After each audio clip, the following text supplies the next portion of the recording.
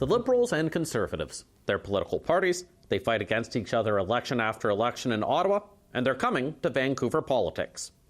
Sort of. I humbly accept your nomination to be your candidate for mayor in the next civic election. That is Kareem Alam, Ken Sims' former chief of staff. On Sunday, he announced his new candidacy with a new party called the Vancouver Liberals. It is not directly connected with the federal Liberals or the former provincial Liberals, but he says the gist of what they stand for is basically the same. I intend to govern from the center, and nothing, I think, sends a stronger signal about where I intend to govern than my party's name. And they're not the only group hoping that a clear name will create clear support. I think there's been a feeling for a long time that there's often a lack of clarity when local slates are running about where exactly they stand on the issues. That is David Denhoff, a former BC Conservative Party director. He created a new civic organization called the Conservative Electors Association, separate from the provincial party, which is also separate from the federal party.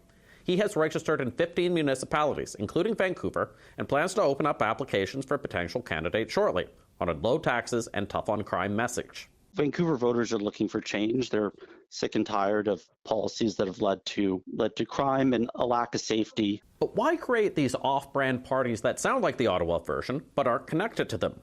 Well, a person who has created multiple Vancouver municipal parties says it gets your attention. With the limited fundraising, it's actually better to have a brand that's easy for people to know, like the Liberals or the Conservatives.